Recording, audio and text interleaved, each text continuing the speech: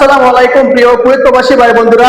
আজকে কুয়েতে শীর্ষস্থানীয় কিছু পত্রিকায় একটি বিজ্ঞপ্তি প্রকাশ করেছে যে কুয়েতে ভিজিট ভিসায় এসে রেসিডেন্সি ভিসাতে আকামা ট্রান্সফার করতে পারবেন, ফি নেওয়া হবে 150 কেডি। তাহলে কারা হতে পারবেন এই আকামা ট্রান্সফার? চলেন আজকে ভিডিওতে বিস্তারিত একটু জেনে আসি।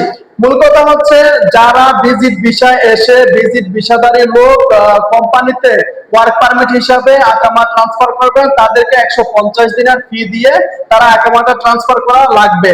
আর যারা তাদের আকামাটা ডোমেস্টিক ওয়ার্কার মানে খাদেম বিষয় লাগাবেন, তাদের কোনো ফি দিতে হবে না। যে 150 দিনের নির্ধারণ করা হয়েছে এই ফিটা তাদের দিতে হবে না। শুধু সুন আকামা অথবা যারা ওয়ার্ক পারমিট নেবেন কোম্পানিতে, কোম্পানি স্পন্সর হিসাবে তাদেরকে এই টাকাটা দিতে হবে, মানে এই ফিটা সরকারি খাতায় দিতে হবে।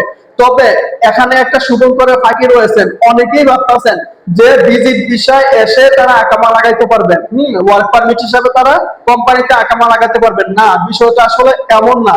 সঠিক বিষয়টা হচ্ছে আপনি ভিজিট ভিসায় এসে যখন ওয়ার্ক পারমিটের জন্য আবেদন করবেন, আপনি যদি গ্রহণযোগ্য হন, হ্যাঁ, আপনি যদি কুয়েতে ওয়ার্ক পারমিট ভিসা দেওয়ার জন্য যদি আপনি গ্রহণযোগ্য হন, তাহলেই আপনি ওয়ার্ক পারমিটে আকামাটা লাগাইতে পারবেন, নয়তো পারবেন না।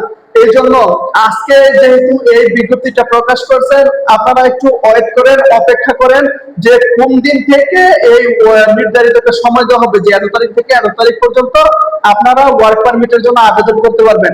যখন এই আবেদন করার এই টাইমিংটা আসবে, তখন আপনাদেরকে ওখানে বলে দিবে যে কি কি ক্রাইটেরিয়া পূরণ করে আপনারা আবেদন করতে পারবেন।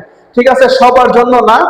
যেহেতু এই নিয়মটা করছে, অবশ্যই একটা এখানে ক্রাইটেরিয়া দিবে। হ্যাঁ, এখানে কুয়েত গভর্নমেন্ট, কুয়েত সরকার একটা ক্রাইটেরিয়া দিবে যে এসব ক্রাইটেরিয়া তারা পূরণ করতে পারবেন শর্ত সাপেক্ষে। শর্তগুলো যদি পূরণ হয় তাহলে তারা ওয়ার্ক পারমিটের জন্য আবেদন করতে পারবেন, ভিজিট ভিসা থেকে ওয়ার্ক পারমিটে আকামা ট্রান্সফার করতে পারবেন। সুতরাং তারা শুধু একটা ফি বলছে, যদি আপনি গ্রহণযোগ্য হন আকামা ট্রান্সফারের জন্য, তখন আপনার থেকে 150 দিনার নিবে, আর খাদ্যের বিষয় লাগাইতে আপনার থেকে 1 টাকাও নিবে না।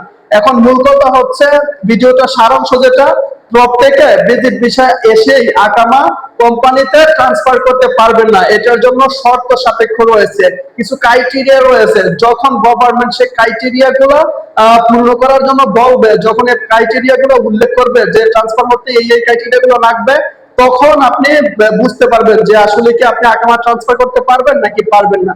তো সেই সময় পর্যন্ত অপেক্ষা করুন। যদি সরকার থেকে কোনো ঘোষণা আসে, আমরা আপনাদেরকে সাথে সাথে জানাই দেবো। হ্যাঁ, লেটস সি, দেখা যাক এই বিষয়ে সরকার থেকে আর কোনো ঘোষণা আসে কিনা। তো মূল কথাটা একটু জেনে বুঝে তারপরে আপনারা এটা নিয়ে একটু আগাইবেন।